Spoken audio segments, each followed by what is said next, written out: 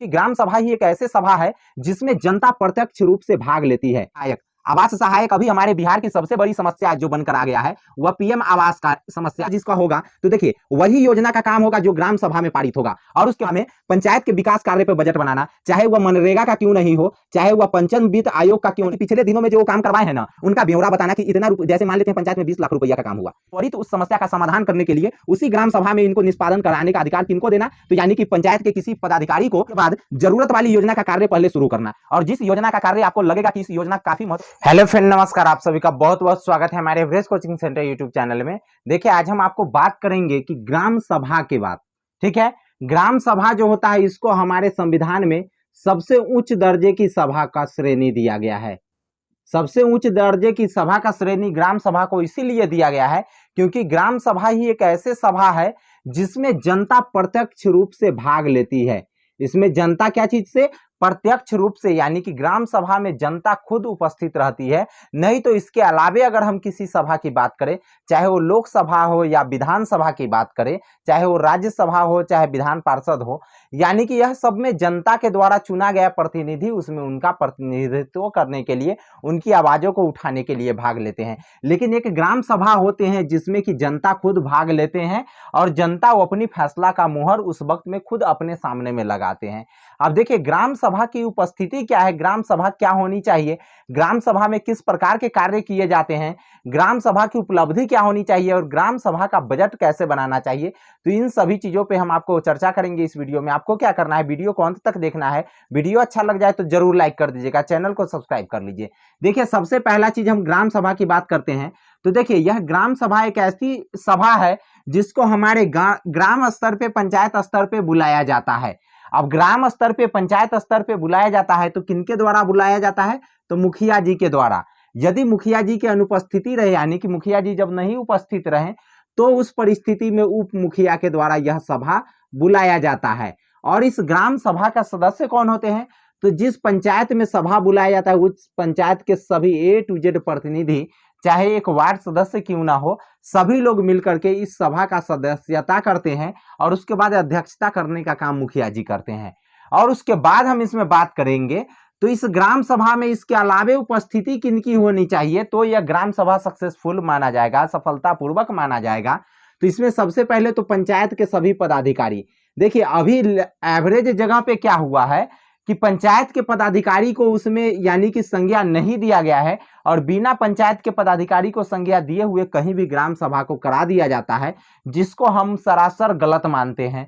क्यों गलत मानते हैं? क्योंकि जब पंचायत के पदाधिकारी उसमें उपस्थित नहीं है तो ग्राम सभा में अगर किसी व्यक्ति का जो अगर समस्या आएगा तो उसको समाधान के लिए आप किनको निर्देश दीजिएगा? इसीलिए ग्राम सभा में पंचायत के A to Z प्रतिनिधि का होना आवश्यक है। अब प्रतिनिधि में कौन कौन प्रतिनिधि का विशेष आवश्यक है तो उनका नाम भी यहाँ पे लिखा हुआ है। सबसे पहले विशेष बुलाहट जिनका होना चाहिए तो पंचायत सचिव का होना चाहिए।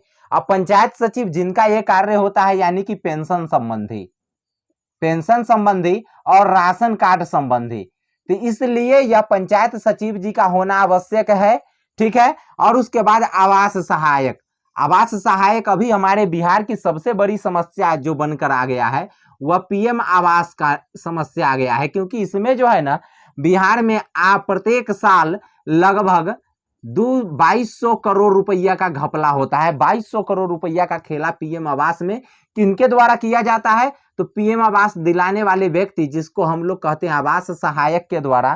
तो एक केवल आवास सहायक कितना रुपया कमाते हैं?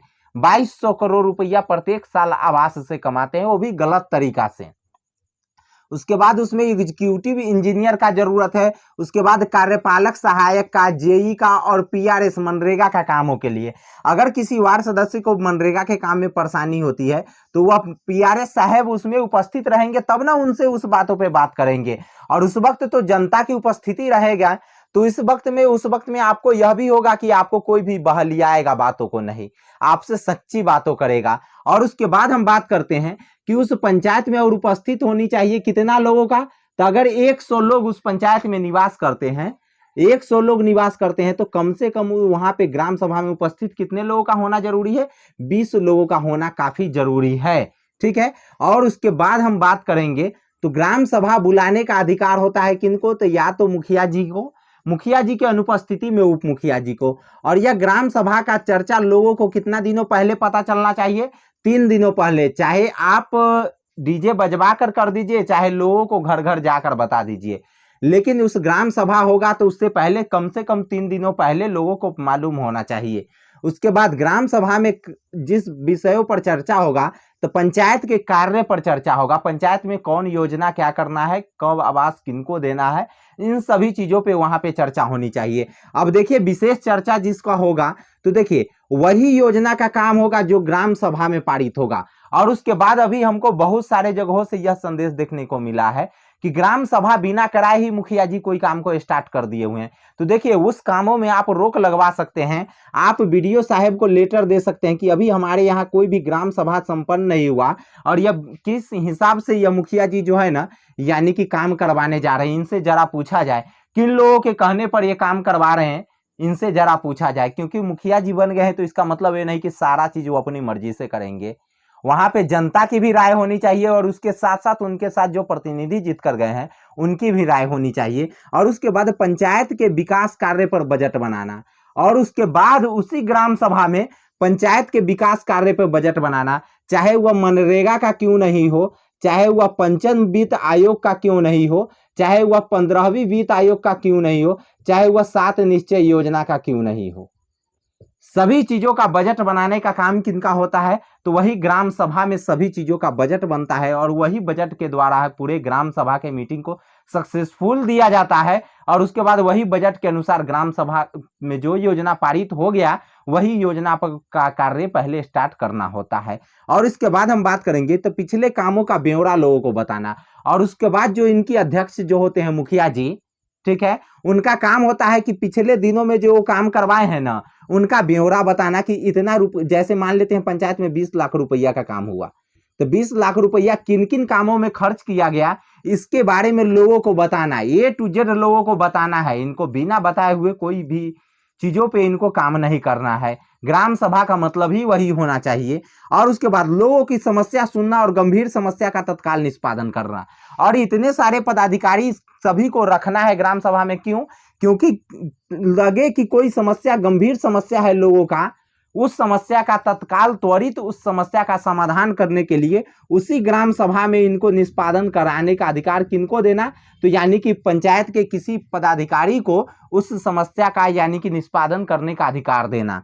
उसके बाद जरूरत वाली योजना का कार्य पहले शुरू करना, और जिस योजना का कार्य आपको लगेगा कि इस योजना काफी महत्वपूर्ण है, लोगों को चलने फिरने, जैसे कोई रोड के में यदि ज्यादा परेशानी होता है लोगों का, तो उस रोड का योजना जो है ना ग्राम सभा में सबसे पहले लाना जाना चाहिए, ताकि वह रोड का काम सबसे पहले हो और लोगों को समस्या से निजात मिल सके। देखिए इतने सारे कामों के अलावा भी और सारी काम है जिसमें हम ग्राम सभा में चर्चा कर सकते हैं, और इन सभी चीजों को हम आगे के वीडियो में और भी हम बताते रहेंगे। तो आपको क्या करना है, वीडियो अच्छा लगा होगा तो जरूर लाइक कर दीजिएगा, चैनल को सब्सक्राइब कर दीजिए। आपके लिए बड़ी मेहनत करके हम आपके लिए एक टॉपिक पे वीडियो बनाते हैं और हर संभव हम अपनी जानकारी को आप तक शेयर करने का काम करते हैं। तो धन्यवाद, फिर मिलेंगे नेक्स्ट वीडियो में, तब तक के लिए जय हिंद, बाय बाय। अगर किसी भी कमेंट, अगर आपको लगे किसी भी चीजों पे कमेंट करने की, तो आप हमें कमेंट बॉक्स में कर सकते हैं।